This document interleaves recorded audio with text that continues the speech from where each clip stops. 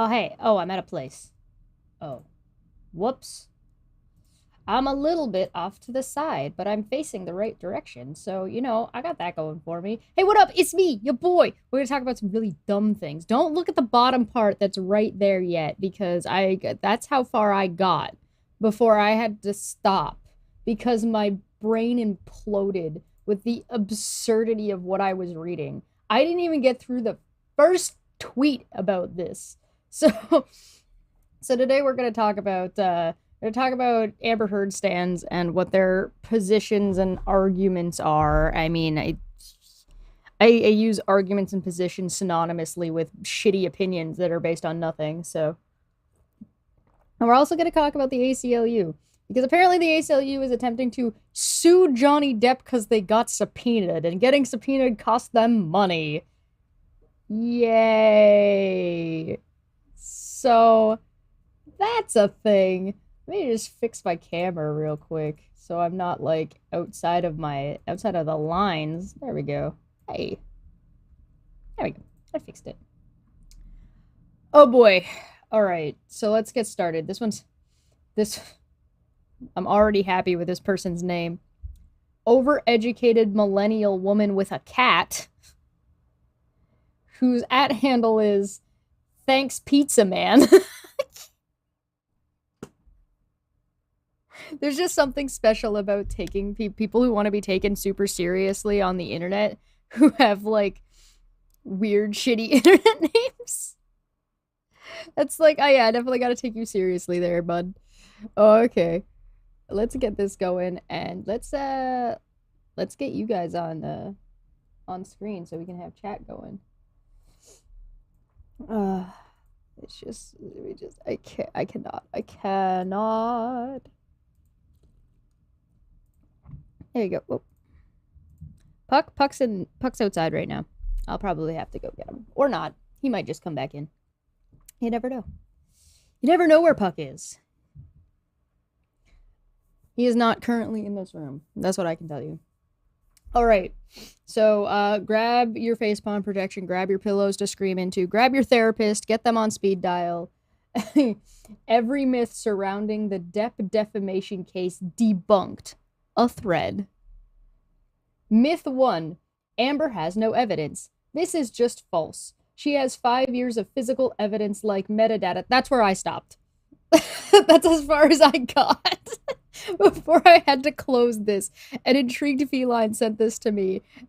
My mind just imploded at the metadata. It's like my brain just stopped and was like, I sent her back or them back a message that said I had to actively prevent myself from my initial reaction, which was to huck my phone as far away from me as possible.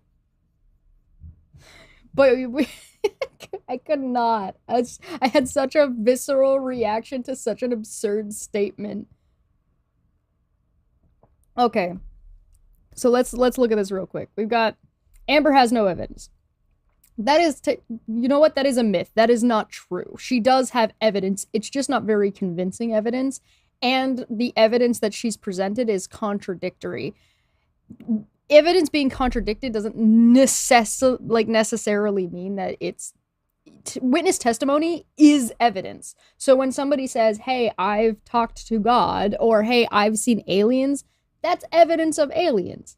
Is it very convincing evidence? Is it very reliable evidence? Is it put like at the top tier that you would get of like a video or anything like that, pictures? No, of course not. But it is still technically evidence. So from a technical standpoint, yes, Amber Heard does have witness testimony. We'll give her that. She has 5. That's not what this person is saying, but oh, what? Gotta give them whatever we can, right? All right.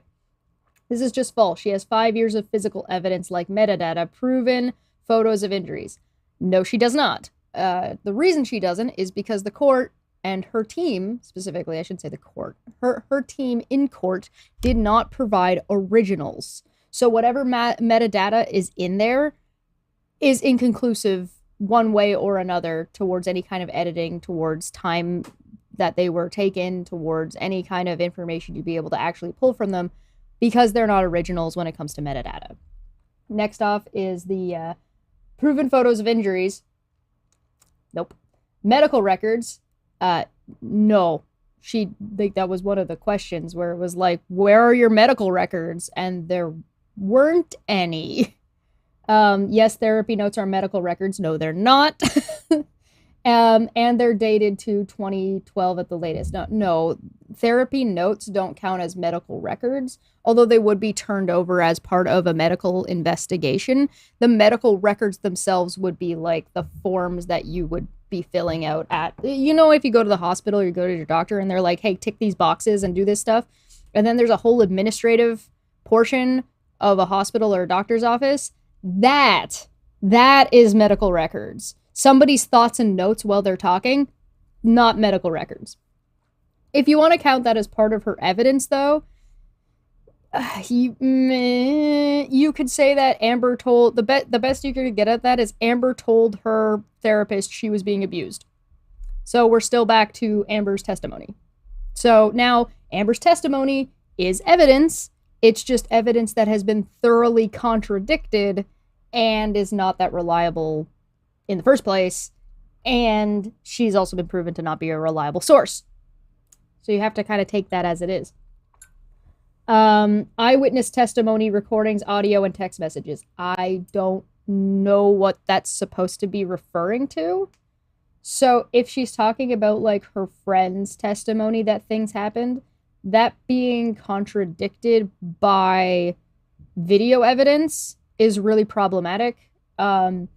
Recordings, we looked at one of the recordings the other day, and all of the recordings are staunchly in favor of Johnny Depp, so I'm not sure what they're referring to.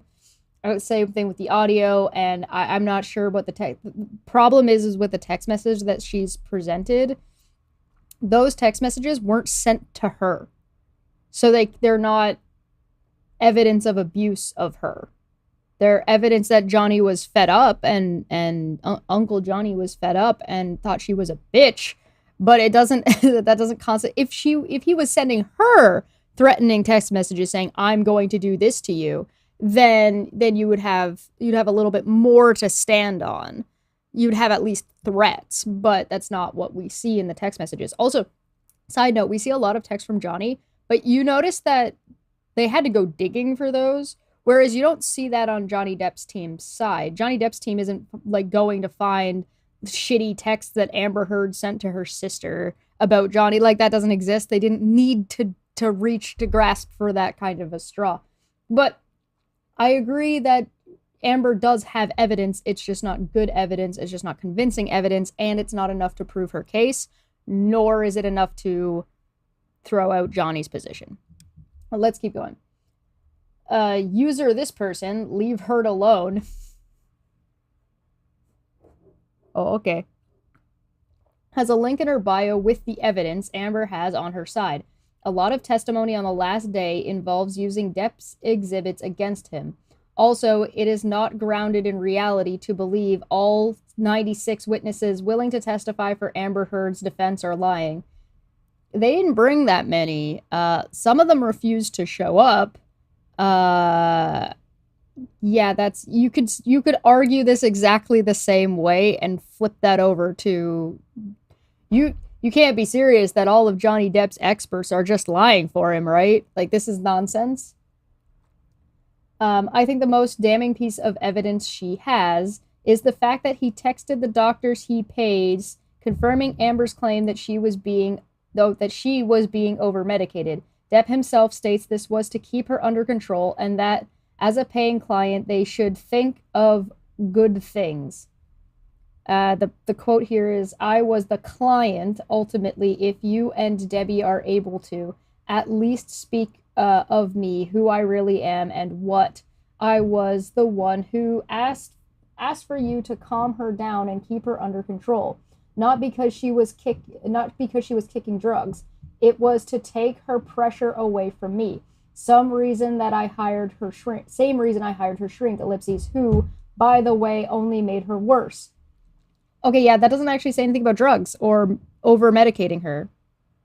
That's not what that quote says at all. That quote says that he had therapists that were there to try to help keep her in line while he's doing things or while they're working on something. Calling in a third party for that isn't evidence of that, but okay. To testify to because of that. What? They should think of the good things to testify to because of that.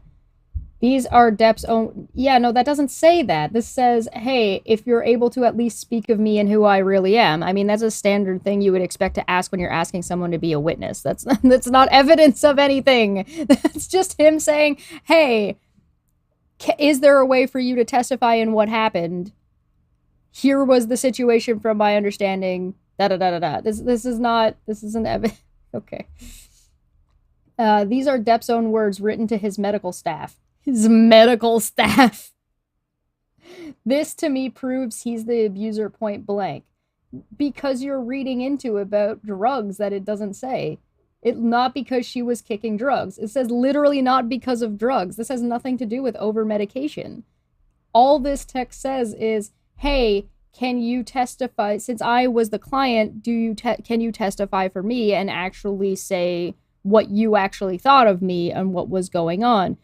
Part of your job was to help keep Amber under control while these things were going on. Under control and calm her down is something a therapist does regularly. And doctors keep people calm regularly. Like, that's something that they do.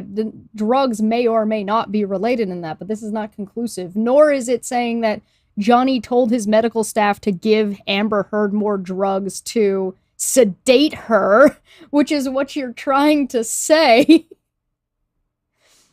Period. But I'm sorry, this is Twitter, not an article, so it's not this isn't in trouble for that. If you're somehow not convinced, we shall continue debunking the myths around this case. You've only said number 1. Okay. Not only that, but at least 7 of Depp's witnesses testified to seeing bruises on Amber in person. No, they didn't. Everyone said they didn't see anything on her. 3 of which were medical professionals. Oh, I know what they're saying. Oh, they're saying that, yeah, we've seen bruises on Amber in general, but not the ones in the photos, and there was nothing that said it had anything to do with Johnny whatsoever. The cop testified that her face was red and puffy. But it didn't look like a big deal to her. That doesn't mean she wasn't injured. That's not quite what she said. She said there was no injury. Her eyes were red as if she had been crying. Not, they were red and puffy as in she might have been punched in the face earlier. These are not the same thing. The conjecture is amazing. Myth number 2. All right, so the stuff they're presenting is bunk, but I do agree with she has no evidence. She has evidence. It's just not very good evidence. It's not very convincing evidence, and half the evidence she brought has been inconclusive at best or fraudulent at worst. All right. Myth 2, Dr. Hughes is biased and unreliable. Yes, I would agree with that. This is a misogynistic take on her testimony because you are hearing things you want to hear. Unfortunately, the reality is over 90% of abusers and rapists are men. Those are the statistics. Facts do not care about your feelings. Citation for that? Do I have this? No, I haven't put the citation needed here. I am a failure. Hold on a second. I'm adding this. I'm adding this specifically just for this. Here we go. Boom. It's here now. Excuse me, madam, but, citation needed. I cannot with this. I'm gonna need a citation for those statistics. On top of that, the statistics are gonna be kind of bunk anyway, specifically because you've got a situation where men underreport. So because men underreport whether or not they've been abused by either a man or a woman, or that women might not report when it's a woman doing this to them, these numbers are about self-reporting, presumably based on what they're saying. But they didn't give me a citation, so citation, please. And how is this misogynistic? How is this misogynistic? And why are you trying to tell people you know what they think? Because right here, because you're hearing things you want to hear. How do you know that? Have you been reading people's minds? This is a misogynist take on her testimony. This part shouldn't be here. If you were actually doing a proper debunk, because you're hearing things you want to hear should not be in there. You need a better foundation for this is misogynist take on her testimony. Okay, why is it a misogynist take on her testimony? Because you're hearing things you want to hear doesn't say anything about misogyny. You need to actually explain that. Also, the problem is that she is a misogynist and a misandrist because she was like, no, men can't be victims. This is a woman thing. That's her own, that's the things she said, not things people are just hearing. Dr. Hughes is one of the most well-known and respected domestic violence experts in the industry. And citation needed. Thank you. She helped put sex cults and R. Kelly in prison. Her testimony being first was a brilliant move on the lawyer's part. She had a lot of credentials to her name and is a specialist for DV and IPV. Yeah, and Dr. Curry's are fantastic as well. What's your point? Like, this is a non-starter. You're not gonna fight about credentials. Like, I think part of the problem is you got another kind of issue here where just because somebody has credentials doesn't necessitate that they're right about something. Please do me a favor and chat and name that fallacy, because you might be familiar with it. Give me 1 second. I'm gonna have to bring Puck in. It looks like it's gonna start raining.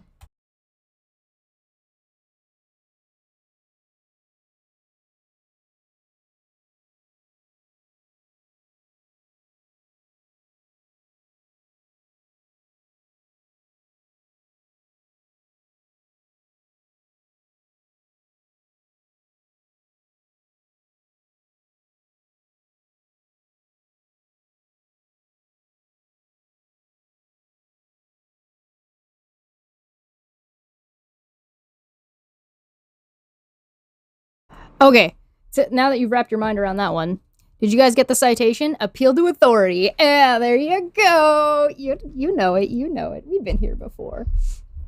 And the other thing is again, Dr. Curry had just as many credentials, and you have to contend with more than just Dr. Curry. You have to contend with the other psychologist that was brought on. Okay. So,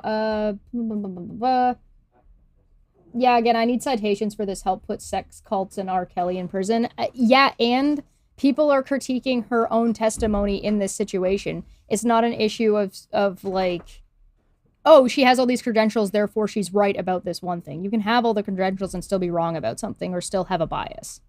It doesn't mean you don't have a bias all of a sudden. She has decades more experience working with large variety of abuse victims and survivors than Curry. You can't make that comparison. Also, citation needed. Also, histrionic personality disorder is a debunked sexist relic of the past, and any professional diagnosing women with it should have their license revoked. And citation needed. This is a blatant misunderstanding of what histrionic personality disorder is. Perhaps I can have a whole nother conversation about that, and I think Claire and Bearded Heretic have already had that conversation on their channel, so if you want to go check out Claire's channel, I think that's where it is, but I'm more than happy to bring the both of them on to have to kind of talk about this a little bit more, because that's not what that is. This is equating, because they're not putting any citations, they're not putting any actual, like, there's no substance behind this. This is all just kind of statements. And part of the problem here is that how so? You can't tell Elmo, how is it a debunked sexist relic from the past? In what way? If you don't explain it, if you don't know it, are we gonna pull an Aaron Ra? Come on. I turn a light on. It's dark. It's gonna start raining. It's gonna rain. So what part? Because they're likening it to hysterics, right? And how women would be in pain or they would be having issues, and the psychologist at the time would say that, well, you're just being hysterics, and so you're just a woman being silly with women problems. And to be fair, that still happens in doctors' offices. Like, if you're a woman and you have abdominal pain and you go to the doctor, too many of them will just say, you're just having woman problems. You're just exaggerating your pain, or you're just stressed out, or you're just way too much, or blah blah blah blah blah, and they don't actually investigate what the problem is, and that is a thing. That's not what histrionic personality disorder is. That's something specific. So, yeah, and people are trying to use language to say that, well, this word came from this and therefore it's misogyny. Not only is that incorrect, but also that doesn't matter anyway. Where a word came from doesn't dictate what it means now necessarily, so that's a bad argument that doesn't work anyway. Myth 3. Amber made it all up. Where the fuck do I begin? Yes, please, tell me. Where do you begin with that? That is bold. Anyone with rudimentary critical thinking skills would know this is just blatant sexism and victim blaming. Then maybe you need more than rudimentary critical thinking skills to be able to actually analyze this situation. Perhaps. So you can deal with whatever bias you may or may not have about your emotional, visceral reaction to what Amber's described. Because it makes sense. You should have a visceral reaction and an emotional reaction to what she's described, because what she described was horrific. But you need to be able to compartmentalize how horrific the description was with what we've actually seen. Right? Which is what the problem is here. Amber Heard in 2009 came up with an abuse hoax to get rich and famous by framing a world-famous beloved actor for abuse of all things. Are you fucking seriously suggesting to me that in 2011, Amber Heard, 24 years old, seduced a 46-year-old filthy rich and would-be famous actor with a plan to make up and fake bruises over 5 years because she knew Me Too would go viral a year later? No, I don't think anybody's saying that. I don't think I've heard a single person say that. That's what we call a straw man. You know those rudimentary critical thinking skills? Thunderstorm. Straw man. That's welcome to the basics. This is philosophy of argumentation 101. If you don't know what a straw man is, you are not at the level to be having this kind of a conversation. No, nobody thinks that. People think she made it up after the fact so she could get money off of him when she was no longer able to control him. Ta-da! If you believe this, I can't take you seriously. I can't take you seriously if you think people are actually saying that. You should shut the fuck up about domestic abuse forever because you don't know the first thing about it. Women have never been believed. Women have never gotten rich and famous off fake abuse schemes. You know what I'm gonna say here.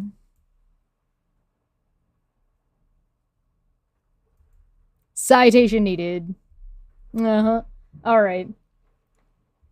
Gillian Flynn deserves prison for writing Girl Gone because the harm she did to women is insurmountable. Fuck that bitch-ass sellout, and fuck you all for thinking women lie about abuse. Women lie about abuse. Not all women, but some of them. Like Amber Heard. Some women lie about what's happened to them. Ever heard of the Innocence Project? I recommend you check it out. There are plenty of there is nothing about abuse nor being a woman that negates your ability to lie. Anybody can lie about anything ever, and there's nothing that's stopping that from happening. There is no, like, woman genome that means that you can't lie about this specific thing. This is stupid.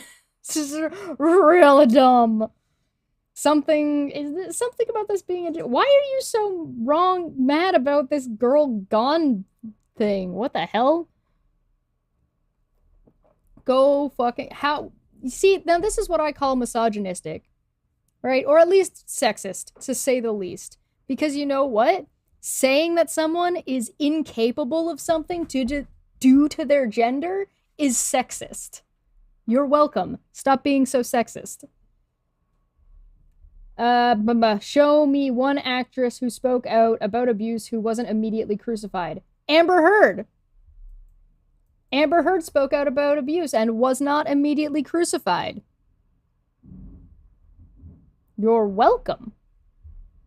Even during the viral Me Too movement in October of 2017, the actresses were being harassed by MRAs and anti-feminists and called gold-digging liars. We confirmed a rapist into the Supreme Court 2 months before Amber Heard wrote her op-ed a year after Me Too went viral. I'm assuming they're talking about Brett Kavanaugh. The information and the investigation around what had gone on with Brett Kavanaugh is one, an incredibly different kind of situation and not likable, and like not non-comparable. And two, I do think that there needs to be a little bit more of an investigation that goes on with that. But that has nothing to do with whether or not Amber Heard's a fucking liar. This is absolute. This is absurd. Where have we gone? What is objection relevance? It is revolutionists' history to suggest Amber Heard specifically.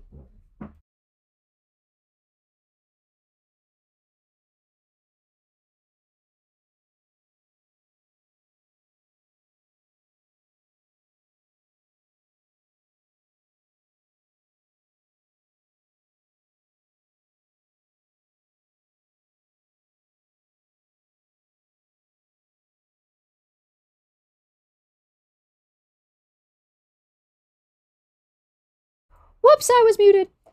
It is revisionist history to suggest Amber Heard specifically was supported and uncritically believed by the general public. Yeah, I would agree with that. I wouldn't call it revisionist history, but I would say that she was generally supported. There were there was three main groups. There was support, there was I don't know about this, and then there was staunchly against, right? And so there were people that were staunchly against her, saying whatever the hell they were saying. There were people, I was in the middle. I was like, I don't know about this. This seems, something's fishy, but I don't know what it is. If Warner Brothers is going to fire Johnny Depp, then they need to fire Amber Heard as well. That pissed me off, but that was because I was irritated at Warner Brothers for their decision making and their hypocrisy. And then there was then there's people that were staunchly supporting her, right? So she had a smorgasbord, which is generally what you're going to get. But her op-ed said specifically that she felt the full wrath of our culture against women who speak out. No, she fucking didn't. No, she did. It's a big fat lie. Because now she's facing more of our culture's wrath, because the people who were like, I don't know about this, or the people that had like no opinion, who were like, this is none of my business. Now everybody is like staunchly outside, except for people who are, an overeducated millennial woman with a cat. Which I think kind of gives a bad name to overeducated millennial women with cats. Because I know some of those. They're usually pretty smart. Anyway. This is fucking fake news. Nobody believed Amber, and they continuously ripped her to shreds and accused her of fucking lying for money from jump. She still got jobs. Johnny lost jobs. She made money and still had a name. Johnny lost a lot.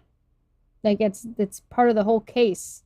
So, no. If nobody believed her, then nothing would have happened to Johnny. You don't get to have your cake and eat it too.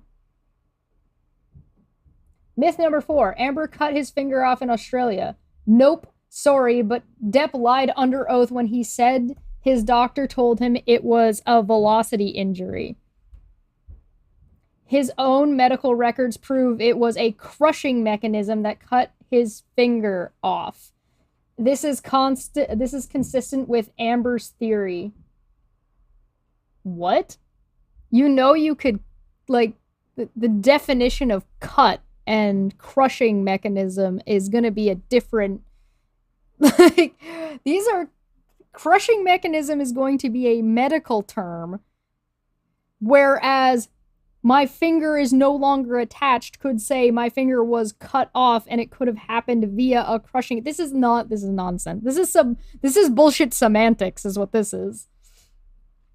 Furthermore, Depp admitted under oath that he saw the bone sticking out of his finger, and instead of seeking medical attention, he wrote all over the mirrors and walls.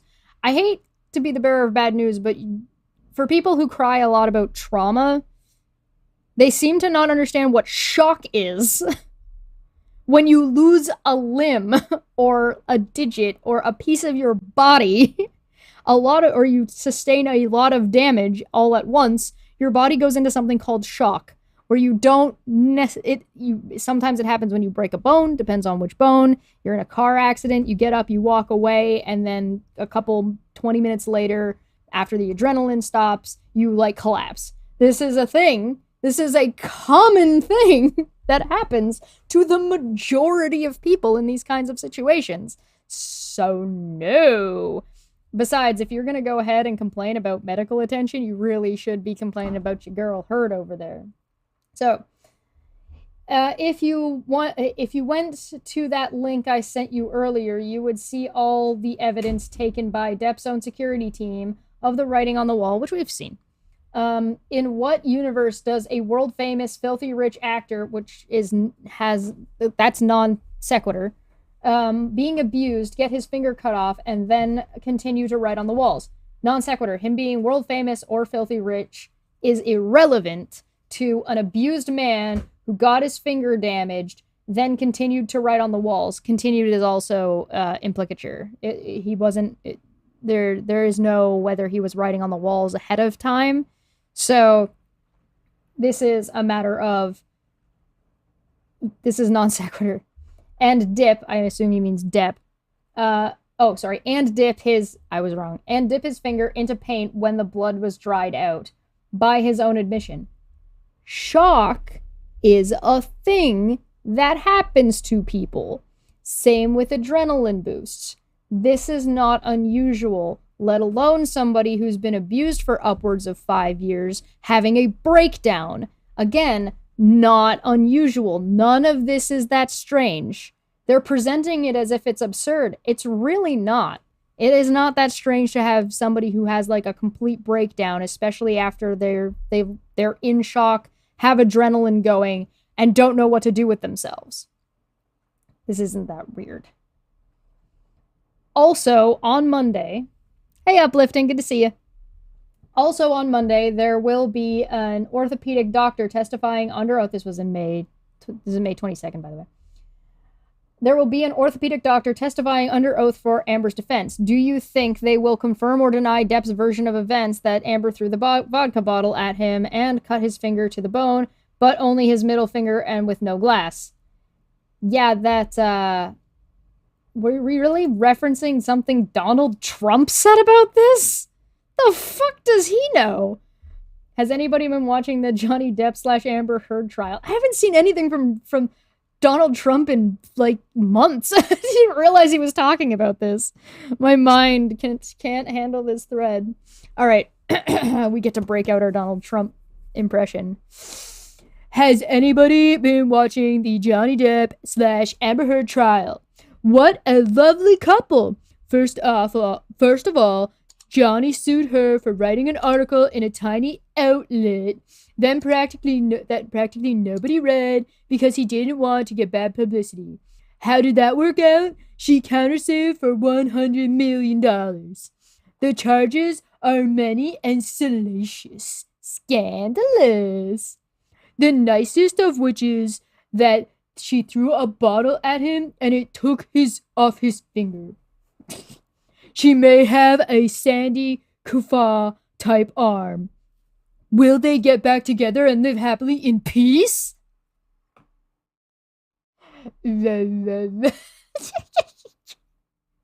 I can't believe this. Is this supposed to be anything? This is also wrong.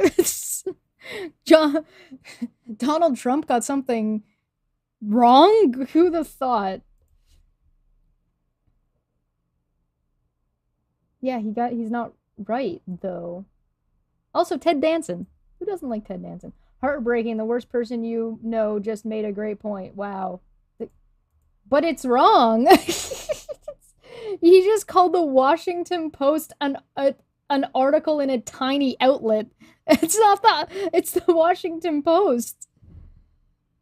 But okay. I thought he was referring to the UK Sun one, but nope. All right. I guess that's a matter of perspective. Anyway, let's go back to this. Yeah, all right. So we watched that. I don't know if we watched it. I don't think we watched it here, but we've talked about this. There were multiple expert witnesses that come on and do forensics, right? They'll look at the pictures, they'll look at the testimony, they'll look at the medical records, they'll analyze them to see what happened. Amber's team brought on a hand surgeon, and then he was shown to have gotten things wrong. Just did not, during cross-examination, they were like, did you look at this? No. Did you look at this? No. Did you look at this? Were you provided this? No. He was missing a ton of information. You know who else came on? A counter expert that didn't agree. And then didn't agree with their testimony and then explained why they didn't agree. And then on top of that, Johnny Depp's doctor and surgeon who did the work on his hand came on and was just like, yeah, this.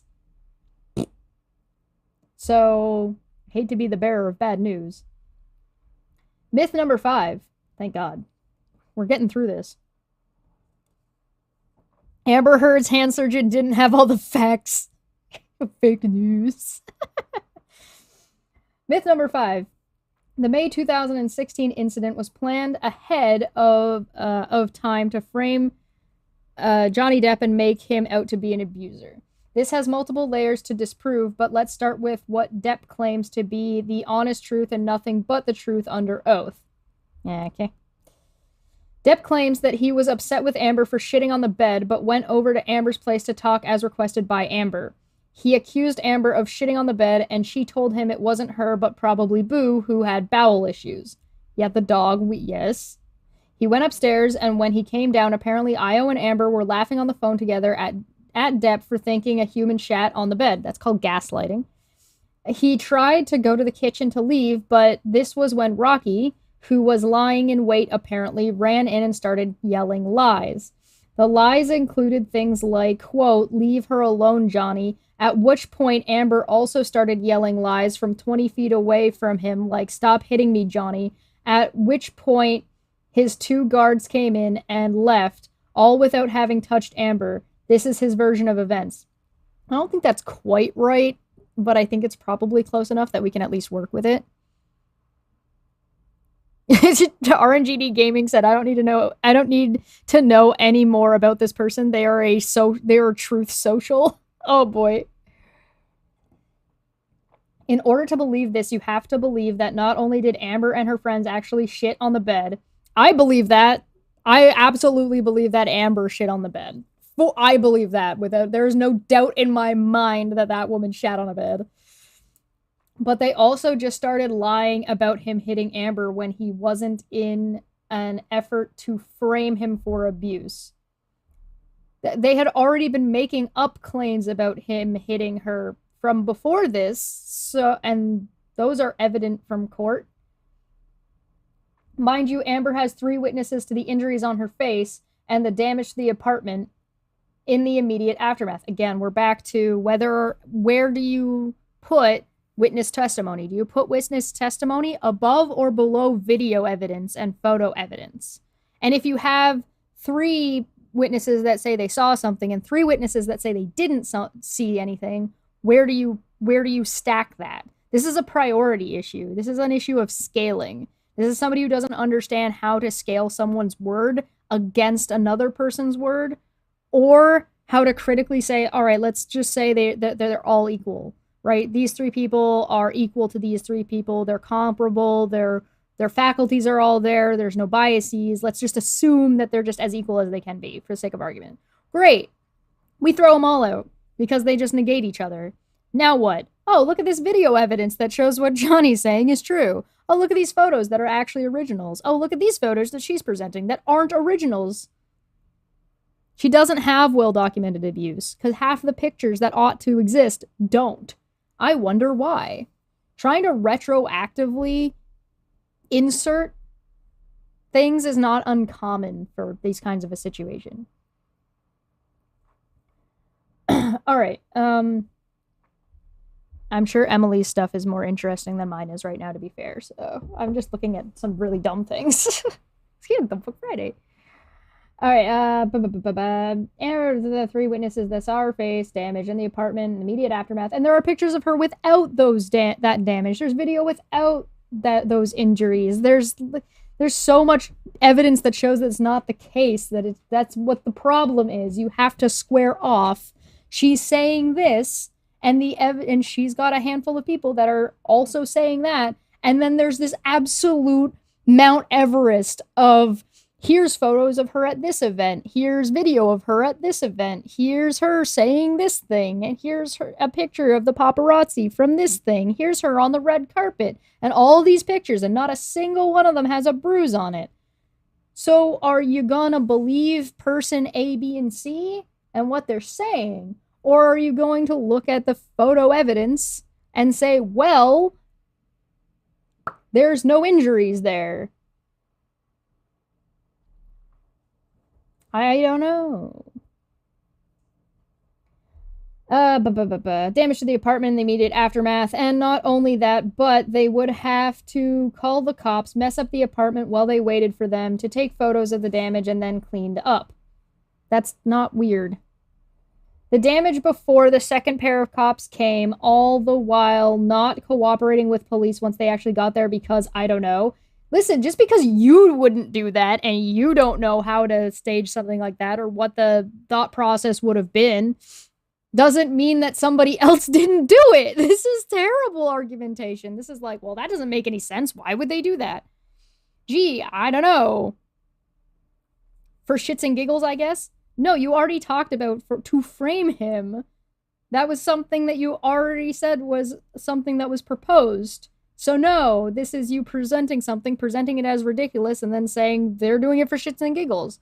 Or they were doing it to frame them. Not only that, I don't even know if this was that planned of a framing thing. I just think your argumentation is garbage.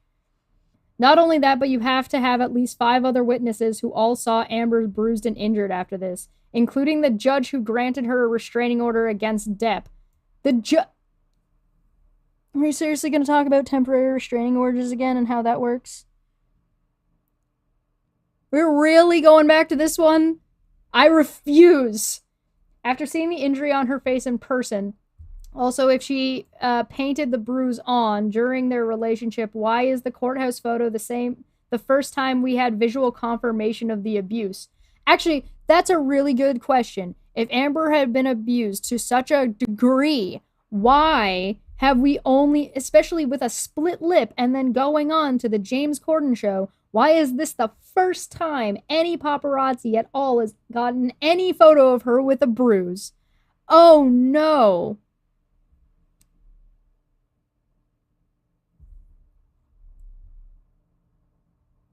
You just undermined your entire fucking point.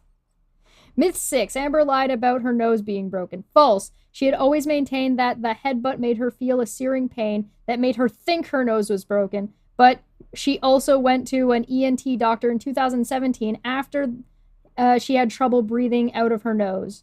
And they confirmed that her x-ray of her nose showed past injury consistent with that of a broken nose would leave in regards of scar tissue.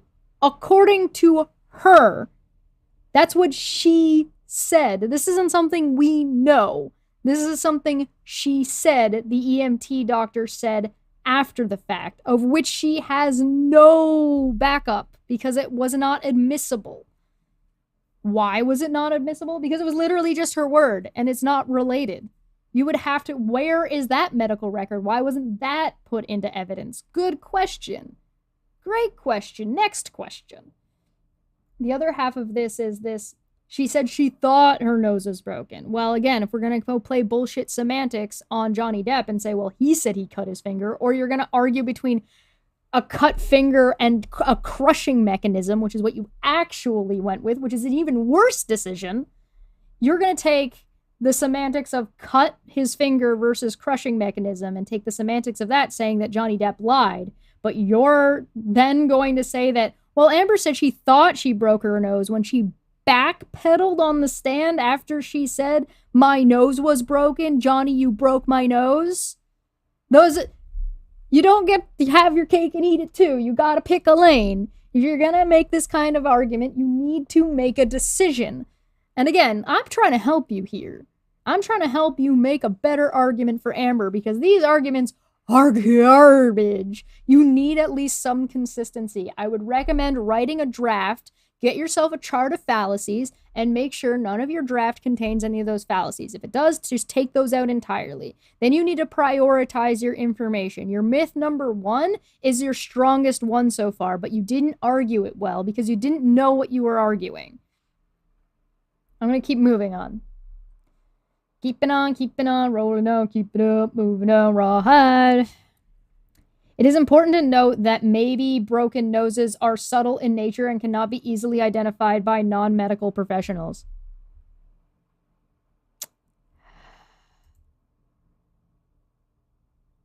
Yeah, I get a citation needed in there. Exhibit A. This is a toddler who has a subtle broken nose injury, much like Amber's photos show. Look at the swelling under the eyes and the darkness around the bridge. Then look at Amber's evidence of the headbutt injuries. You mean besides that big fucking line across the nose? The swelling here and here, like the swelling that's here and across here and the bruising? Look, you can see the... How about the other injuries around this kid's face? What?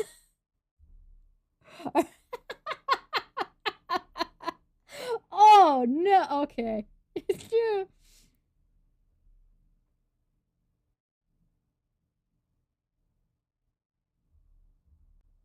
If you look at her nose, you can see the swelling under her bridge. Are you talking about here? That looks like it might, maybe, but that could be the lighting angle. If you look at the sheen line here. I do art, by the way, so I may or may not have a little bit of insight into the way lighting hits a face. If you look at her nose, you can see swelling under the bridge as well as broken eye vessels under the right eye. I do not see any broken blood vessels. I see that, but I don't see... Unless they mean not, like, bloodshot eyes. The eye bleed under her skin especially is very common indicator of a broken nose that doctors sometimes use to DX a patient's injury. And this is not an original photo.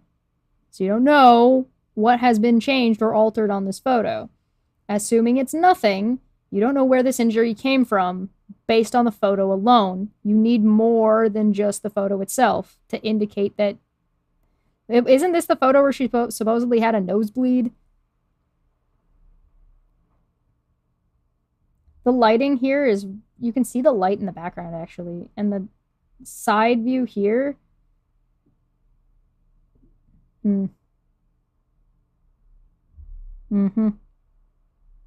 About Amber's nose being... Oh. Sorry. Myth number 7. Oh, good. Verdict in 30 minutes. Everybody, there's going to be a verdict in 30 minutes, so we'll make sure we're wrapped before that. Myth number 7. Amber altered her photographs. This is one of the laziest counter-arguments I've heard in a while. First, it was the photos were photoshopped. Then, when metadata was provided and confirmed photo accuracy, the excuse became she painted the bruises on herself. No, the painting the bruises on herself was a secondary. Those existed at the same time. It wasn't a first, then this. It was, some of those bruises have been faked by putting them on, and the metadata, when it was provided, did not confirm photos' accuracy. It confirmed that they were not originals. So you're just clearly not understanding. We know bruise kits exist. We know bruises get faked for movies all the time. To insinuate that a woman would paint bruises on as part of an abuse hoax is just fucking sexist. No, it's not. That's not sexist. That's not what that word means. Stop using that word. You don't know what it means. This has never and will never happen. Bullshit. Bullshit. Name one thing that is exclusive to women that would prevent them from doing so. Garbage argument. Shut up. Period. But you need to paint the 10 plus eyewitnesses as not credible somehow. Oh no, she's definitely not credible for a plethora of reasons that you're refusing to address here. Anyway, again, Amber painted bruises on to match the dates of incidents she describes accurately and identically for 6 years now, according to Depp and his supporters, because she had doctors plus friends plus family plus cops notice the injuries, so that's the only way to explain it away. That she staged photos at dates that may or may not coincide with when said abuse took place. Yeah, you have to look at all of the photos. I'm sorry. It sucks when you're defending a liar. And she only painted the bruises on to show her close friends and families, but cover them up when it was time to go into the public eye for shits and giggles, I guess. No, she said that. That wasn't something Johnny Depp's fans have been saying. That's something she said. That she had these bruises and she would cover them up when she needed to go out.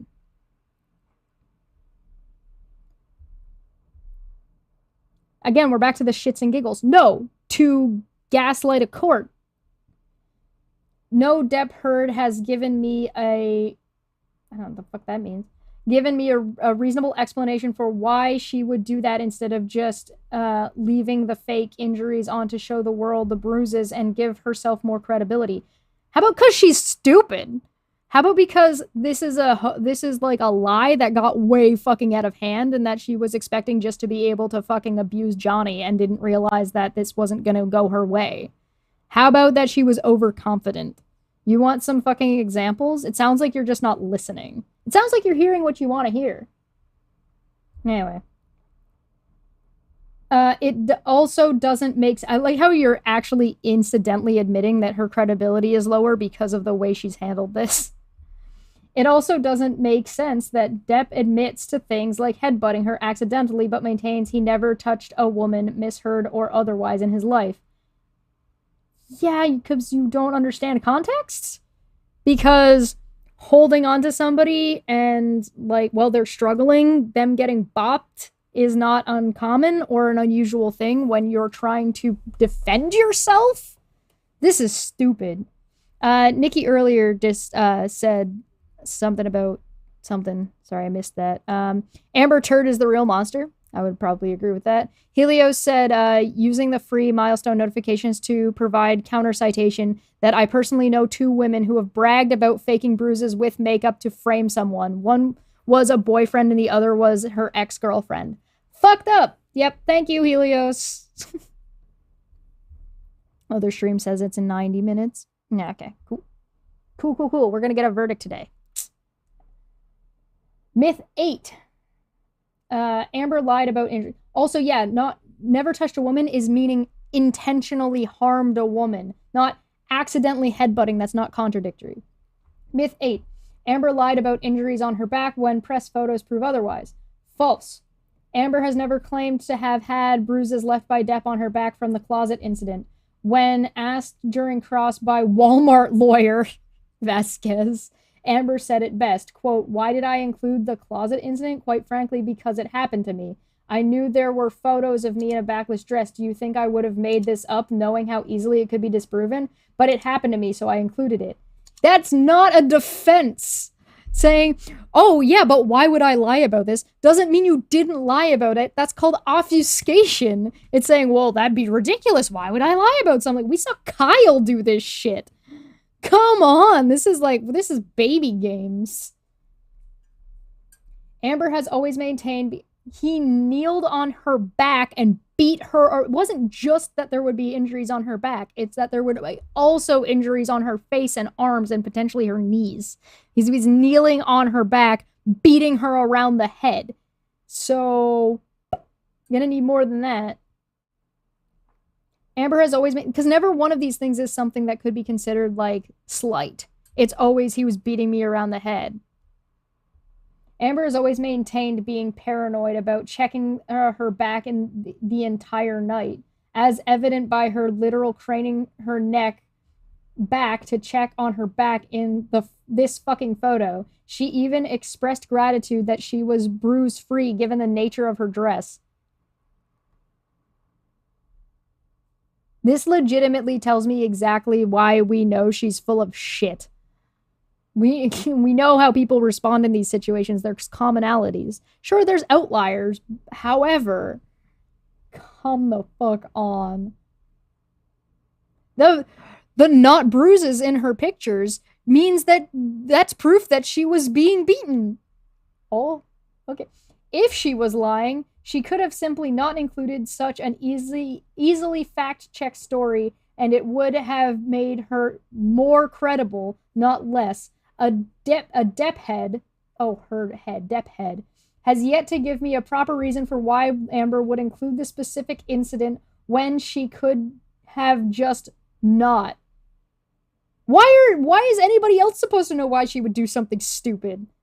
Because she's dumb. I don't know. It doesn't matter. The point is that it's thoroughly debunked. It being debunked by direct evidence is not evidence that it was true. What are you down backwards can you get? Myth 9. Send help. I need alcohol. Amber's parents don't support her version of events. Her parents testified against her. No, her mother died and neither parent has ever testified against her. That being said, her father was abusive towards their family, and thus one text from 2016 doesn't disprove 5 years. Okay, so you're just going to dismiss that from the Sun case. Okay. Of evidence including text Depp sent to her family confirming the abuse and swearing to do better. Exhibit A, this letter he wrote after the detox incident in 2014. He says that Amber is the only one who got through to him, quote, the other side, and that it was a hell of his own making. Yeah, that can be drug related, not, that doesn't say he hit her. This doesn't say he hit her. If this said I hit your daughter, then you would have a fucking argument, but this is evidence of the opposite of what you're saying. It's at best inference, and you have to read additional into it to even infer this in the first place. Myth 10. Amber almost killed him during detox. No, this is not how detox works. By Depp's own admission, Amber would only give him medication at prescribed times. If he requested meds 45 minutes early due to the shakes, she would just tell him it wasn't time yet. Yeah, that's a real underplay of what he described. It wasn't just the shakes. Do you understand what happens to somebody's body when they detox? Because I'm going to go with another one. Citation needed. Because this sounds to me like somebody who's completely underplaying the monstrous behavior that Amber Heard showed during that detox, which she didn't deny and went, yeah, about. And to be fair, Johnny should have definitely not allowed Amber in charge of anything related to that. That's super duper fucked up. Well-medicated detoxes you do to get clean, they do not come without you experiencing side effects. Correct, and some of them can be lethal. Depp was always going to feel withdrawal symptoms. Nobody denied that. The medication was to manage the pain of the withdrawal as best as possible, not get rid of the effects. Exactly, which is why 45 minutes would not change anything and would be helpful and would do the thing the drug was supposed to do. You're undermining your own argument again. Myth 11. Amber Heard posed for a photograph to be taken and did cocaine in court. That's a meme. The cocaine part was a joke. Nobody's actually serious about that she was actually doing cocaine on the stand. Like, that's a meme. That's a meme. Whether or not she had alcohol in her pocket, though, that one's got a little bit more credibility to it. But she absolutely posed for a photo. She absolutely posed for a photo. If you truly believe this shit, you're just fucking sexist. That's not what sexist means! Stop! You're not allowed using this word anymore. Struck from the record. You don't know this word. Objection. Relevance doesn't make any sense. What the fuck? How? You keep accusing things like, if you believe this, you're sexist. Why? What makes it sexist? Because she's a girl? That's kind of sexist of you to think that only a woman would be accused of this. Bruh. That's not what sexism is. You're just throwing this out so you don't actually have to debunk anything. God, alright. I don't even know how to help you because it's common knowledge that courtrooms don't allow flash photography. What? There were court photographers. That's not flash photography, nor is it photography from... You can see the people with cameras. Like, click photo cameras from the video cameras. Are you crazy? What? No flash photography. You can take pictures without a flash, for one. Two, it means the gallery isn't supposed to be taking pictures. Not, there are fucking court photographers. This is the dumbest shit I have. You can see them. You can see people taking photos. You want me to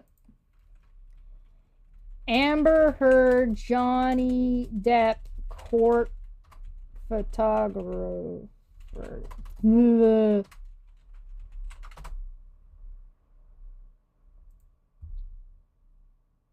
Look, you think these pictures were just taken? You think this picture was just, like, from a camera feed? You think these pictures are from a camera feed?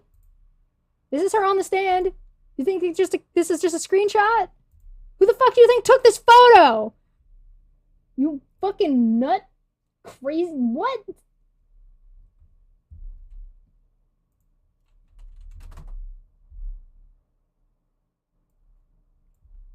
Let's take a look at the courtroom. Camera? Who do you think took this photo? Who do you think took this photo? Hey, who do you think took this photo? Hey, there's a photo here. Who do you think took it? You think somebody took this photo? I hate this.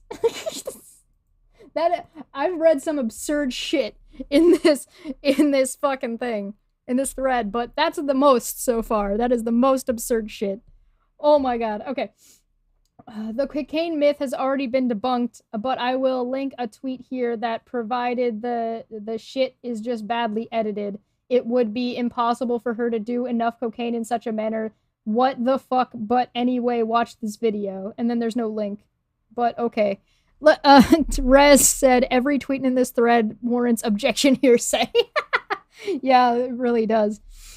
As I said previously, this person joined Trump's social network, Truth Social, and quoting the baboon himself, sus. Yeah, really. I can't believe you would use Donald Trump as a reference point for this. Oh my god. Yeah, no. The bump of cocaine is basically there's like, you see her have like a tissue, like a Kleenex tissue, and she like kind of sticks it and puts it in her nose a little bit, sniffs, and then it goes down and goes away. You could put a bump of cocaine on there, but like you'd be sneaking cocaine into a courthouse and then doing it on the stand is pretty fucking ballsy. Give you that much. I don't think that's actually true. I'm pretty sure that was just a meme because she does cocaine. But, dude, whatever.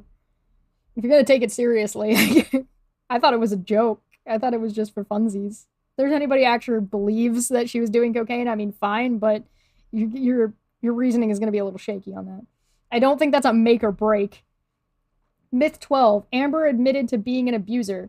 No, she didn't. Yes, she did. The recording you're referring to is heavily edited and 1 minute out of a 4-hour recording. The actual quote is, tell the world tell the world, Johnny, a man, as the expression. I'm a victim too, and that it was a fair fight. No, no, the one you're talking about is her saying I hit you. You're talking about a different chunk. I didn't hit you, John. I didn't punch you. You weren't punched. How about the video of her chasing him around when he's upset with the mega pint? Because that's abusive too.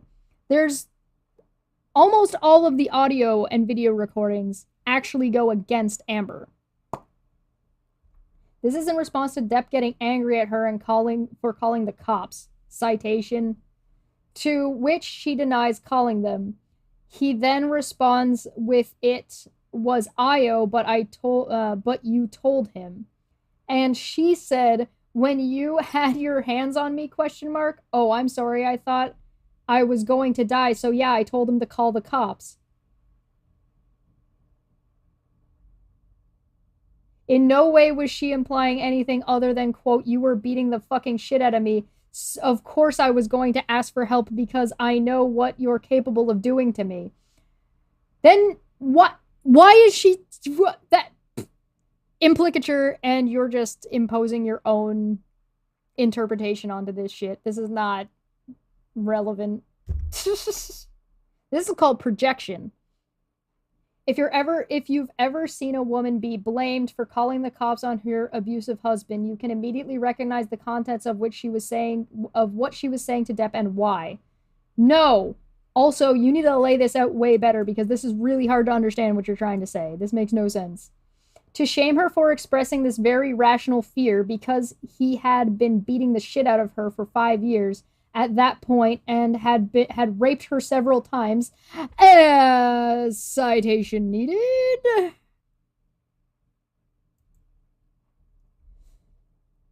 This is a white man who was born in 1963. Relevancy? Before rape in general was made illegal in the 70s. He would have been 10! What are you talking about? What? Let's just take this at its word. If he was born in 1963, and then rape was made illegal in the 70s, that means that in the 70s, he would have been 7. He would have been 7 years old.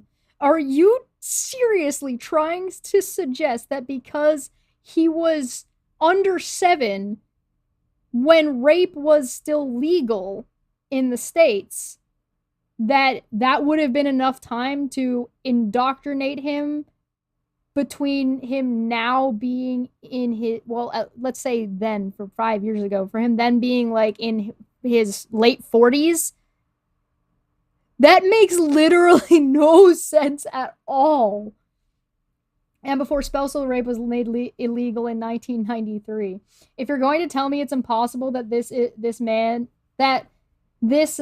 did rape his wife, I'm going to laugh in your fucking face. I mean, yeah, most of us are laughing because I think you meant didn't. Oh, also go to hell. I mean, yeah, no, I don't believe that he did that because there's no evidence of that. Sorry. Helios for Fry said it's actually a common tactic to hide snorted drugs like cocaine under long fingernails, usually painted, so she could also be using the tissue to hide it. It's certainly like the answer to that, to her doing cocaine on the stand, is there is a non-zero chance. This is all nonsense. There's not an actual rational point being made in these 3 tweets. These ones here. This is all just babbling. Myth 13. Amber admitted to hitting him on tape. That would be the abuse thing that people were talking about, by the way, when you tried to underplay it over here to refer to something that people weren't referring to, because you have to straw man to make your point. And then undermine yourself immediately in number 13. Number 13, Amber admitting to hitting him on tape. Yeah, and she has always admitted to hitting him in self-defense. Yeah, that's not what that said. That's not what was on that tape. In not a single one of those tapes do you ever hear Amber actually complaining about being hit or abused at any point. You do hear Johnny doing that, though. You know who you see trying to de-escalate Amber? Johnny. Do you know who you see trying to escalate Johnny? Amber. Go figure. Depp is literally taking her side of the story and saying it happened to him, but with no physical evidence to prove the case. This isn't a got you. No. No. He's got plenty of evidence. That's why this is a case. This is why it's in trial. If he didn't have anything, we wouldn't be having this discussion. Amber admits to hitting him back, to standing up to him, to standing up for herself in arguments later in the relationship, which Depp admits himself his alleged abuse didn't start until after they were married. No, he never admitted to abuse. Depp claims that arguments started because she could never be wrong. Yeah, I mean, that seems not inaccurate. But there is admittance to arguments and fighting happening before 2014, before they got engaged. In these arguments, there are text messages from Depp admitting to harming her and apologizing for his monstrous behavior, so it's much more likely that Depp would get angrier and more violent after their marriage. But there was no evidence of violence. You're implying that there was from monstrous behavior. You're just taking words and reading into them what you want to. This is why this court case is not going in herds. Because it's the best you have. Is implicature off of your interpretation of somebody's words. And the sad thing is that you cannot. You don't know what someone's intention is based on action alone.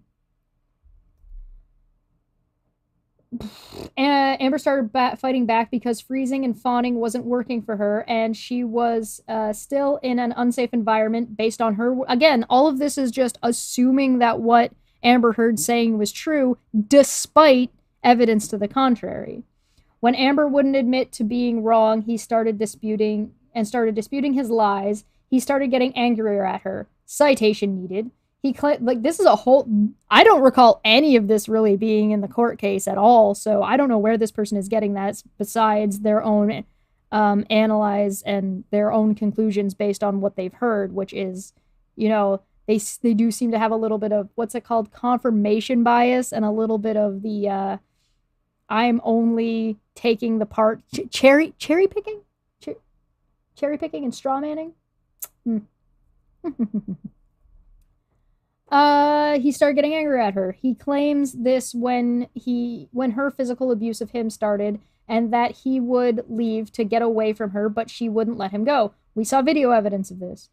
If this is the case, why are there recordings of Depp admitting to things like scraping her toes? When he closed the door when she was trying to force herself in? Context? The context of this is her doing the thing that he's claiming she did. Wow. Okay. Depp has privately, in his texts, messages to Amber, her parents, her sister, and her friends, and in conversations with them, admitted to being the abusive one. No, he didn't. And taken responsibility for being violent and aggressive. No, he didn't. Has sought their help in convincing Amber to stay with him. No, he didn't. If you read through those text messages, that is not what that says. And we've been through that, and the court's been through that, and you guys have seen that already. You don't need to go over it again. Hell, we've gone through some of that in this thread, where they're presenting that this is what this says, and then you read it, and it's not what it says. Only to the public has he denied his abusive behavior. No. However, in a manner that is only consistent with abuse survivors, Amber has always owned up to her own violent reactions. That's not what... As soon as you throw the word reaction in there, that's not you owning up. That's you saying that you were reacting to someone else, meaning the blame is on the other person. That's literally the... Amber didn't fucking own up to anything on that stand. I would challenge this person to, yeah, citation needed that one. Yes, please. Citation needed on the Amber owned up to a damn thing. Not even once. Oh, God. And bad behavior in response to his abuse. You're even highlighting why it's not owning up to anything. She has never denied to hitting him back. I mean, she kind of tried to. She did in that. She tried to in that audio clip. She's trying to gaslight him in that audio clip when she says, "You're not punched. I'm sorry I didn't do it this way, but you didn't hurt. You're not hurt. You're the things an abuser says." Yeah. She has just maintained that she has never hit him first besides the one incident in which she clocked him in the face for trying to push Whitney. And when she hit him in the fucking head with a door, her fucking sister in the face. Wait, what? I'm sorry, I need to read this again. She has just maintained that she has never hit him first besides the one incident in which she clocked him in the face for trying to push Whitney, her fucking sister, in the face. He tried to push her in the face? One, I don't understand what you're saying. Two, I'm assuming you're making an error here, and also, again, all of this is only based on her interpretation and recollection of the events. Even Whitney did not back this up entirely, because her witnesses, that her friends / ex-friends, had testimonies that contradicted each other. Not that you would expect a testimony to be exactly the same. That would, in fact, be kind of suspicious. But they shouldn't have contradictory information. Not of any substance, at least. If you believe in the Second Amendment, you should understand that she was standing her ground. That's not what the Second Amendment is about, but okay. AKA, it was fucking self-defense of her and her sister, and to blame her for her actions in that scenario is insane. If she was actually defending herself, sure, but there's no evidence of that. As her sister testifies, they were in pajamas and it was the middle of the night, so they were sober, obviously. What? Girls don't drink in their pajamas? What?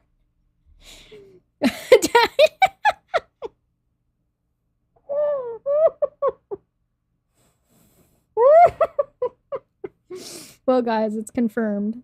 I'm not a female, because I've definitely drank in my pajamas before. This person, what kind of argument position is this? Their recollection of events has always been consistent since 2016. Citation needed. Depp is the only one who has been caught lying. Citation needed. And offered up a million different excuses as to why allegations against him are fake.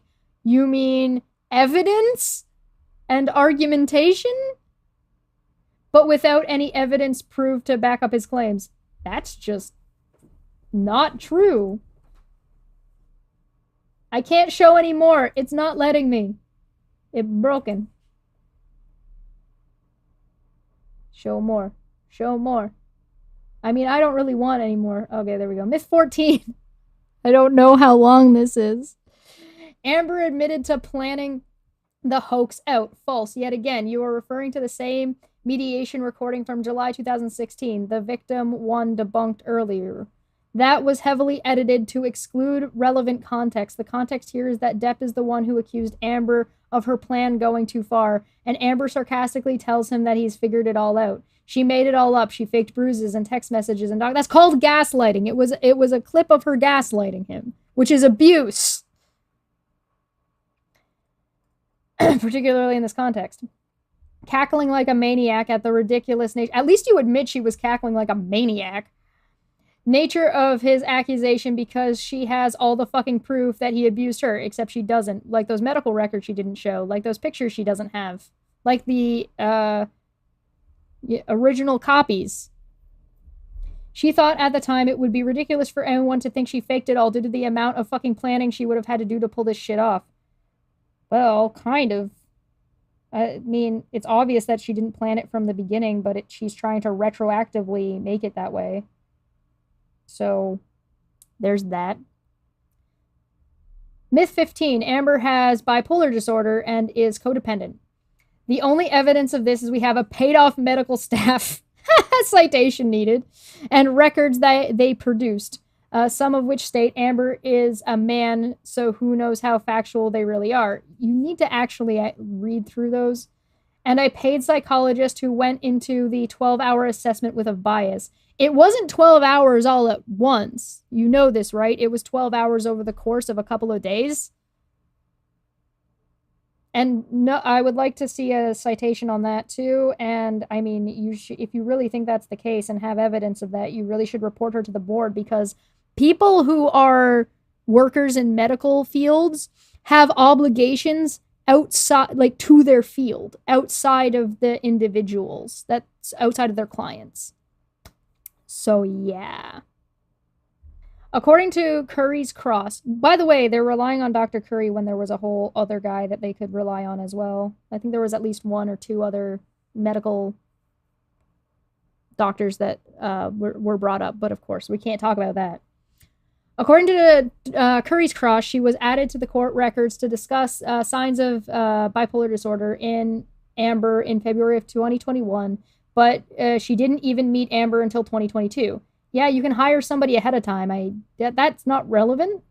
Again, HPD, which is the heuristic personality disorder, is bullshit sexist diagnosis, and the fact that she actually used this shit in court makes her uncredible. Citation needed. Myth 16. Amber abused several of her exes. Wrong again. Amber's ex-partner, Tassia, has always defended Amber and denied allegations of abuse. Yeah, that doesn't fly with testimony from other people. It's not terribly uncommon for someone, especially when somebody is a lot larger than you are, has a platform, and is somebody with notoriety, that they do not come forward with that abuse and choose to not press charges or choose one thing or the other. So the same reasons that you would give to why Amber didn't report this sooner would apply to Amber's exes as well. So we can throw this out as fallacious.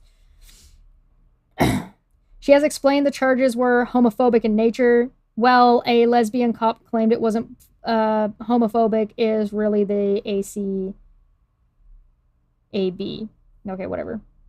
There's still witness testimony and there's still a report, so that's going to go work against you there. The way a black cop can be racist and a woman cop can be sexist, a lesbian cop can be homophobic. Sure, just because someone is of that nature does not mean that they cannot be against people that are also of that nature. Tassia is on her witness list for this trial, so I really fucking doubt there's any truth to this allegation at all, except she never showed up and was not brought to trial, so yikes, did not age well. Additionally, 50% of cops are wife beaters themselves. Citation needed! Myth 17. Amber is a gold-digging liar who did this for money. False. Read this thread I made in what happened to her settlement money, but the long and short of it, if she was a gold digger, she would have gotten her 32.5 mil she was entitled to. No, I'm not reading your other fucking thread. Myth 18. After reading this one, I hope I never have to read another one of your threads again. Amber scared Johnny Depp's children by yelling at them. Well, this is the most nebulous of the claims to debunk. Contemporaneous evidence suggests otherwise. Firstly, Lily Rose has texted her father about how good of an influence she actually was on them. Lily Rose doesn't like Amber. This is a well-known fact because Lily Rose has outright come and said that. There's also the issue of Amber making Paul Bettany's teenager cry because she was a dick to him about a field that she actually doesn't know dick about, and he does. Myth 19. Johnny Depp is on good terms with all of his exes. Depends on if you consider having all of your exes silenced by NDAs as being on good terms with. NDAs are not uncommon and not inherently suspicious. When somebody who's a public figure goes and has a divorce, NDAs are common in divorces or split ups of groups, or like that is not on non-disclosure agreements, especially for people who are in the public, is incredibly common, so this is nonsense. Even the exes with NDAs have given interviews over the years that paint Depp in a terrible light. For example, his ex-wife Lorianne has leaked the reason for her NDA settlement was to keep her quiet about a long rant including the N-word. All right, citation needed. Depp's relationship with Kate Moss, for example, was known for its vitality,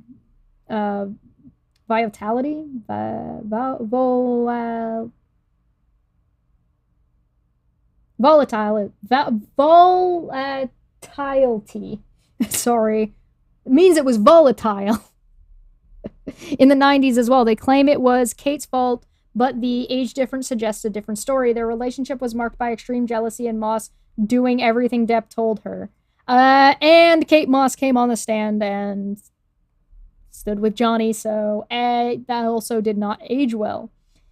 It should be noted that Moss was 20 years old in 1994 and Depp was 31 years old. She felt like she didn't deserve him. It should also be noted that Ryder has spoken in almost exactly the same language about doing what Johnny told her. Okay, Vanity Fair. So, volatility? Is that how you pronounce it? Thank you. It should also be noted that Ryder's character statements boils down to, he was nice to me and I am not calling anyone a liar. This wasn't my experience with Depp. Ryder also left home at 17 to move in with 26-year-old Depp and ended up in a psych ward after their relationship. So believe all women, but not Winona Ryder. Okay. Sure. No, I haven't heard yet. Did it come out? We were told 90 minutes before we were getting the verdict. It should... Yes, verdict is coming. So we've heard that the verdict is coming. So we're going to work on this until we get it. I'm sure the chat will explode. It should be noted that Johnny's bandmate has testified under oath that Depp was a jealous partner and paranoid about all of his partners cheating on him, but that none of his concerns were routed in reality. Yeah, that's a little bit of a mischaracterization of that testimony, but okay. Vanessa has also given interviews of Depp throwing things. Throwing things is not inherently abusive. Myth 20.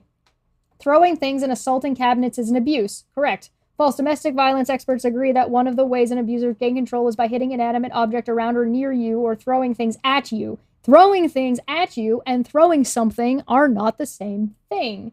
Being frustrated and slamming a door is not the same thing. Abusing something... Okay. If you are angry at somebody and you punch a wall beside their head and you're angry at them and you're expressing that anger towards them, is going to be more conducive with a domestic violence situation.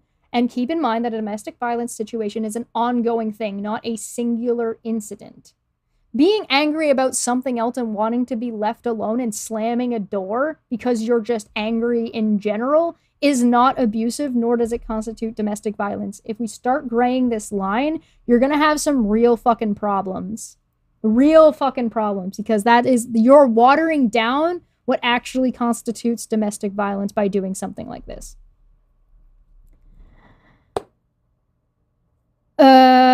Myth number 21. Depp was right to vent to Paul Bettany about his abusive wife. That'd be great if these texts weren't dated over a year before Depp's testimony of when the abuse began. Depp claimed that the first 18 months of their relationship, things were perfect. And? You mean people are wrong? So now we just take Johnny Depp at his word for recognizing these problems, but other times we don't? When you're making a debunk, you need to pick a lane. Your myths are contradicting each other and undermining each other. Do better. It should be noted that that this text message about Amber is dated January 2013, in which Johnny Depp claims he'll slap her around before he lets her in. He can't slap her. Okay. Also, July of 2013, he texts homophobic shit to Amber, belittling her for her sexuality. Text from Depp to an unknown person. Don't call me again and do not expect anything from me, so leave me alone. Eat salad with your equine and bovine. Okay, yeah, because she's from Texas. And thanks for all the support, ellipses, sarcasm. Have a great shoot, you sicken me. Leave me fucking be, Officer Squarehead. Your display of guilt and matronliness as lesbian camp counselor was plenty. Your future is on display. Best of luck. That's not homophobic. Calling her a lesbian when she's a lesbian is not homophobic. Calling her a camp counselor is not homophobic. I think that's actually kind of funny. Rare insult, lesbian camp counselor. Myth 22, Depp was sober before Amber pushed him to abuse drugs. False. Depp has never been sober. I've included text messages from 2013 that prove he was using, but here are some more text messages from Depp to his yes men.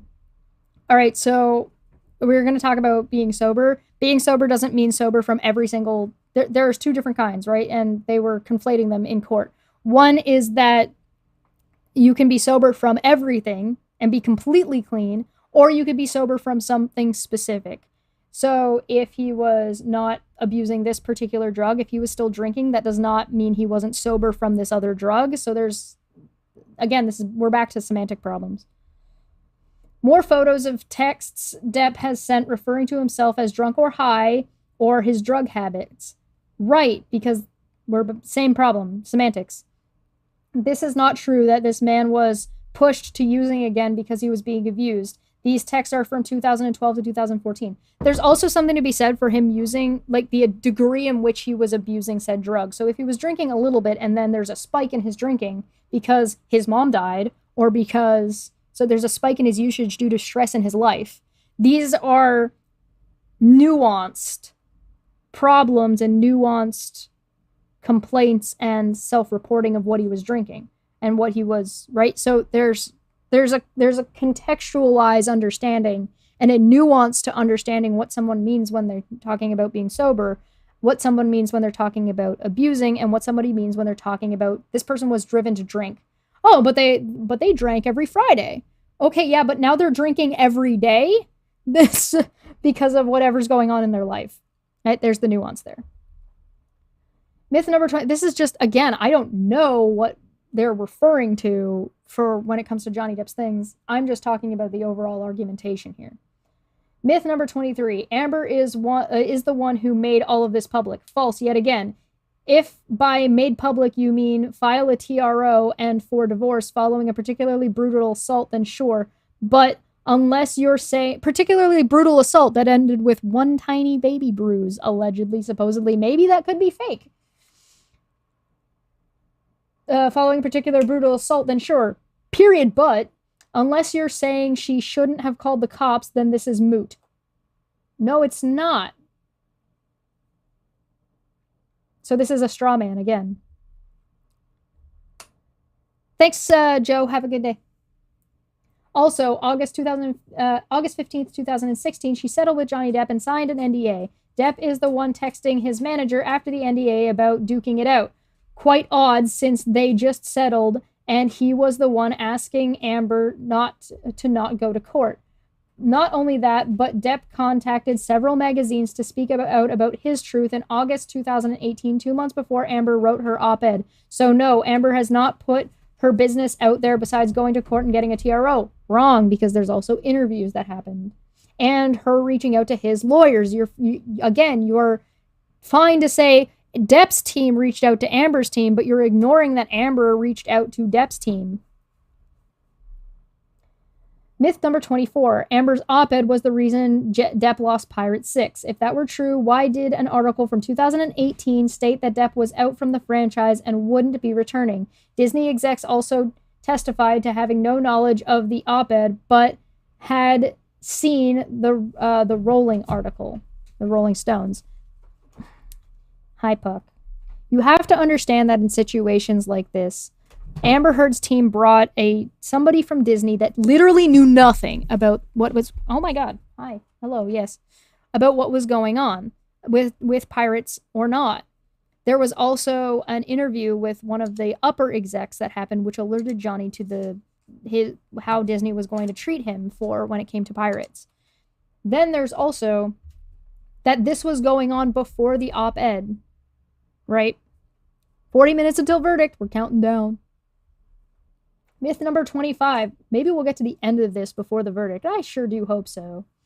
Myth number 25. Kevin Costner shaded Amber for trying to seduce him. This comes from gossip site that has a fucking disclaimer that some of the content is fiction. It's blind gossip item that people have attributed to Heard with no evidence yet again. Oh, you mean like Rottenborn did to Johnny on the stand?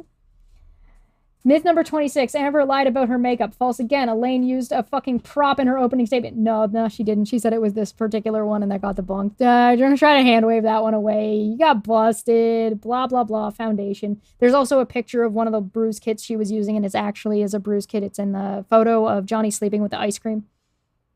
We're skipping this bit. Odds are 1,000 to 1 that Elaine makes her verify that ice reduces swelling significantly. Yeah, no, whatever. Ice is magic, we know. Moving on. Have a good day, Herdmaster.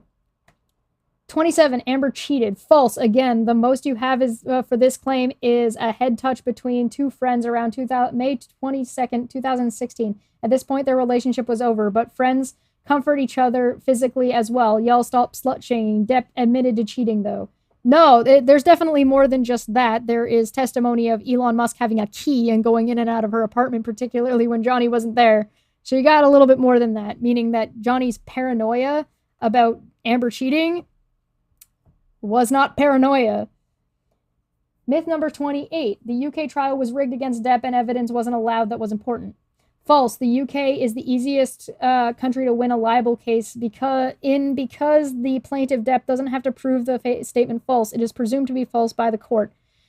That is a huge hand wave for a lot of shit. Depp was allowed to provide every piece of evidence he submitted to the US and the UK trial. Incorrect.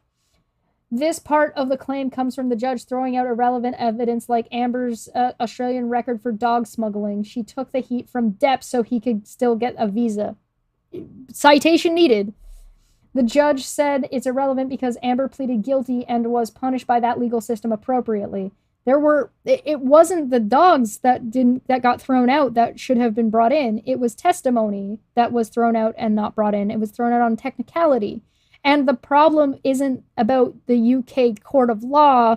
It's about the judge having ties to Amber. This is why Elaine successfully got all mention of that record banned from Depp's team's tactics until it came back when Amber brought it up. They're not allowed to bring it up in this trial either. Additionally, there were several of Depp's witnesses who admitted to being pressured by Waldman. Yeah, if you go and look at Kevin Murphy's testimony, declaration, go and listen to that. It's on my channel as well as on Manya's channel. Additionally, there were several of Depp's witnesses who admitted to being pressured by Waldman to lie under oath in the UK. Not only this, but some of them, like Stephen Duders, admitted that Depp kicked her in the back on the plane, and people who were also on the plane who said she didn't. So you have conflicting testimony, which means you need to do a deposition and or you need to have some kind of other evidence. The other evidence is she has no bruises. Myth number 29. Amber Heard stole her assistant's rape story. No, first of all, in the UK, Amber testified to sexual assault confidentiality. James admits that she has no idea what Heard said in that confidential hearing, but her rape story is the following. I'm not reading it. At no point did Amber ever testify to having been raped by a stranger in the middle of the night by a machete. No, it's a matter of foreign object. This is semantics and cherry picking. So this is just fake news being spread to make Amber look bad. Amber's making Amber look bad. Also, James testified under oath that she had no contact with Depp but texts prove otherwise. I don't know if Amber stole the story or not. I also don't I would care if it was more reliant for the case. I mean, it is kind of a big deal if she was, but I'm personally not going to go digging through it. I'm sure you can find other people who have. Myth 30. Amber purposefully had her baby before the trial to gain sympathy. What the actual fuck is wrong with you? I've never actually heard anybody say that, so I don't know where that's coming from, and yeah, that does sound kind of stupid and absurd. I mean, she's had years, so I guess she could have probably gotten close to timing it, but that seems absurd to me. Myth number 31. They're both as bad or equally as abusive to each other. I agree that this is not accurate. Mutual abuse is a sexist dog whistle for shaming victims for fighting back while being abused. Nothing less and nothing more. I don't think that's necessarily the case. People can be mutually abusive to each other. It just doesn't mean that there's necessarily... It's a misnomer of conflating the word abuse with toxic. You can be toxic towards each other, and that could be an abusive relationship on a whole, but that doesn't necessarily... Not all abuse is necessarily going to be equal, right? Nonetheless, her evidence dates back to 2012, and his proof is from late 2015 to 16. Why is hers evidence and his proof in quotes? Like, if you're going to actually analyze this, you got to take it as equal, all things being equal.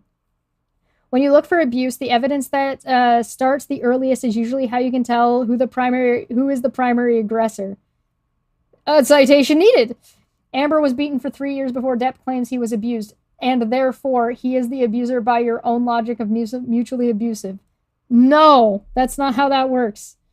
Mutual abuse is a sexist dog whistle term that is bastardizing both reactive violence, most psychologists refer violence in this case, not reactive abuse because it's a misnomer, and situational couple violence. Reactive violence is what we refer to as gaslighting informally.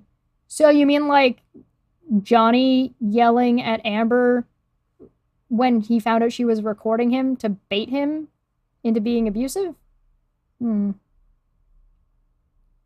Situational couple violence is what we may be referring to with words like toxic.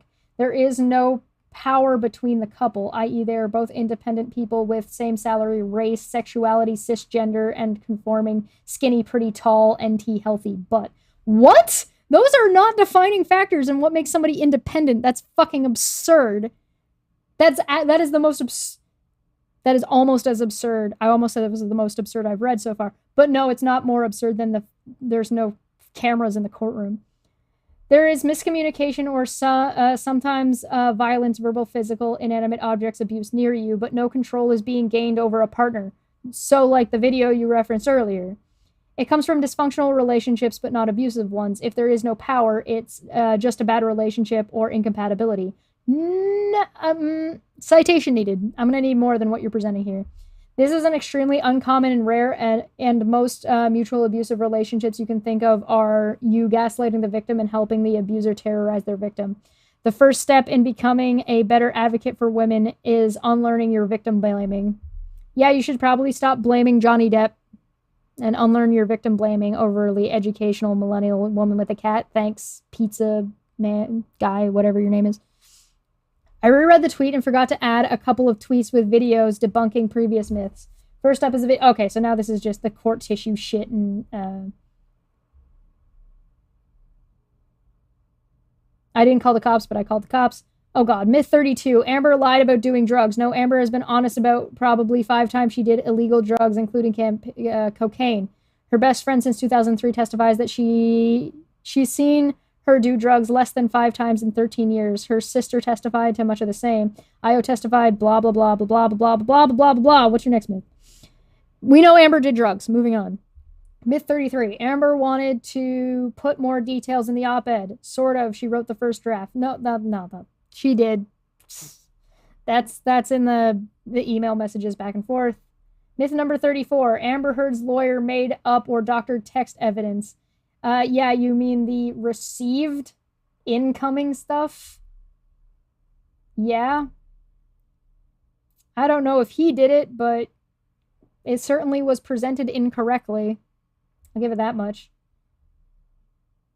Allowed doctor evidence to be... You can see the top messages that were pulled from the phone, from his phone saying him owner, the bottom just saying him. The signals to me that either they got off a work phone or they got it off of an assistant's phone. Either way, that's conjecture. Either way, he definitely wrote it because objection hearsay wouldn't allow doctor evidence to be submitted. That's not how that works. And you're not smarter than the whole group of supposedly top-notch lawyers. That's just not how that works. I don't know why y'all have to lie and ignore factual evidence to support your views, but then again, I'm not the one support a rapist, so shrug. What the fuck is this? Yeah, I don't know why you're lying to defend an abuser like Amber and then supporting, like, allegations that have no fucking bearing on somebody who was a victim, so... Alright. Fuck this shit. Meanwhile, update, Johnny Depp versus ACLU, New York City. The ACLU has filed to be reimbursed for their time and cost of document prep to the tune of $86,283.26. There are rules that provide for these. See below. There's a hearing set that has been reset to 6/15/22. So that would be June 15th this year. It is a rule in New York that for third parties, they can file to have their reasonable production expenses of a non-party witness shall defray by the party seeking discovery. So let's take a look. Filed New York County Clerk 04/25/22/1036. So this was on May 25th. So after the court appearance, their court appearance, that made them look real bad. They filed this. So this blew my mind. I could not believe that the ACLU was trying to sue Johnny Depp over oh my God. Supreme Court of the State of New York, County of New York, matter of John C. Depp II, petitioner, versus American Civil Liberties Union Foundation, Benjamin Weitzer and Anthony Romero, index number 154545/2021, part 37, Honorable Arthur F. Engoron. Cool last name. Don't know how to pronounce it. Motion sequence number 004. For an order to compel response to out-of-state subpoenas served in the action entitled John C. Depp II versus Amber Laura Heard, number CL 2019-0002911, if you want to look it up yourself, in the Circuit Court of Fairfax County in the Commonwealth of Virginia. Stipulations and proposed order extending time to respond to motion for production expenses. They are still trying to bully Johnny Depp. Oh my God. They looked like complete garbage people in this by getting in bed with Amber like this. It is hereby stipulated and agreed by and between the undersigned attorneys for the petitioner John C. Depp II, the petitioner, and respondents, American Civil Liberties Union Foundation, Benjamin Weitzer and Anthony Romero, bracket collectively the respondents, that the return date on petitioner's motion for production expensive, motion sequence 004, the motion is adjourned to June 15th, 2022 at 9:30 a.m. in the motion submission part room 13060 Center Street. So the location and time and date of when they're going to look at this. Or as soon thereafter as counsel may be heard. Petitioner's time to respond to the motion is extended to June 1st, 2022, and respondent's time to file a reply. And further, the motion is June 15th, 2022, so Johnny has time until the 15th to respond. Supreme Court of the State of New York, County of New York, same people, notice of motion for production expensive pursuant to CPLR 3111 and 3122. Please take notice that upon memorandum of law in support of respondent's motion for production expenses and affirmation of Stephanie Teplin and exhibits attached hereto, and all of the pleadings and proceedings in this case, respondents America's Civil Liberties Union Foundation, Benjamin Weitzer and Anthony Romero, by and through their counsel, Patterson, Belknap, Webb, and Tyler LLP, will move this court located in the motion submission part courtroom 13060 Center Street, New York, 10007 on May 4th, 2022 at 9:30 a.m. or soon thereafter as counsel can be heard or reimbursement of production of expenses totaling in $86,253.26, which respondents incurred in complying with 3 non-party subpoenas, duces tectum, served by petitioner John C. Depp II. So because they were subpoenaed by Johnny Depp's team, they want to be paid by Johnny Depp's team, or Johnny Depp.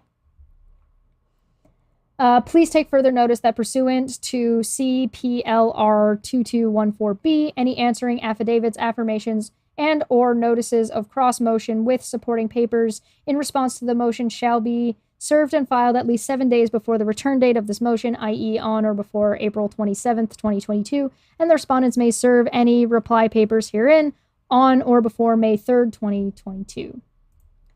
New York CPLR 3122D provides that the reasonable production expenses incurred by non-parties' compliance with a subpoena shall be defrayed by the party issuing the subpoena.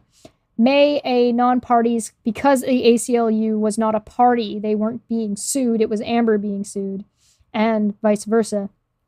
Non-parties counsel fees related to responding to a subpoena involving the production of electronically stored information be included as reasonable production expenses. The Queens County Surrogates Court recently answered this question in the matter of Kagan Brian Corrigan discusses the discretion in our latest post. So here's the thing. Johnny is the one who made sure the ACLU got any money from his settlement with Amber. Johnny Depp and Elon Musk are the only... Amber did not provide anything to these people. The fact that they are now trying to gouge him for more money and dragging out this case that they already look really, really bad in, this is such a poor PR decision. Now, is it legally correct? Perhaps. They might be legally within their rights to do this. However, this is such a bad move from a PR standpoint to just try to slap this man after they tried to fuck him over for years, succeeded for years, and then now look like complete pieces of garbage because of what they did. It's not his fault they look like shit. It's their fault for being pieces of shit. 2018 New York Laws CVP Civil Practice Law and Rules Article 31 Disclosure R3111 Production of Things and at the Examination Universal Citation New York CPL R3111 2018 Rule 3111 Production of Things at Examination. The notice or subpoena may require the production of books, papers, and other things in possession, custody, or control of the person to be examined to be marked as exhibits and used on the examination. The reasonable production expenses of a non-party witness shall be defrayed by the party seeking discovery. I cannot wait to see them try to justify this $86,253.26. I'm curious to see what their breakdown is and what fucking crazy amount of money people at the ACLU are getting paid. And they filed in the UK case that Amber Heard did donate all of the money. Yeah, they also lied to the court. We got 225 minutes till the verdict. I did have one other thing to go over today that was an article, but I forgot where I put it, so I'm not going to bother. It was dumb. It was a shitty article. We've already looked at shitty articles before. I don't really necessarily want to put anybody particularly on blast, but I also don't tend to cover up who the hell is talking shit. Basically, this person's talking shit, and I don't really mind if they kind of get a little bit of their shit pushed in with facts and evidence, not harassment, not bothering them, not just a thorough debunking. But I mean, sending this person citation needed to every single one of their tweets would be kind of funny. I'm not gonna lie. I would laugh at that. Anyway, at least she admits that she's a sexist bitch and is biased as fuck. I'm gonna get out of here. Thanks for coming. I appreciate it. So 25 minutes, we're gonna be getting that verdict. So sit tight. We're gonna see what happened. I would suspect they could probably watch that Umbrella Guy or check out Claire's channel to see what ends up being said about the verdict. And maybe on the weekend we'll touch base on that a little bit later. I'm going to see you guys potentially tomorrow. I'm currently setting up a debate hub with Dapper Dino and Cindy Lincoln, and so that might be tomorrow. If it's not tomorrow, it will be coming up soon. And I look forward to see you there. Make sure you like and subscribe for all this fun stuff, and you want to see more about this stuff, hit the bell. I will also be back on Friday with Mania for a Dumbfuck Friday. Do not be surprised if we talk about the verdict a little bit there. Anyway, we'll catch you guys next time, and don't do anything I wouldn't do. Or actually, don't do anything I would do. I'll see you later. Bye.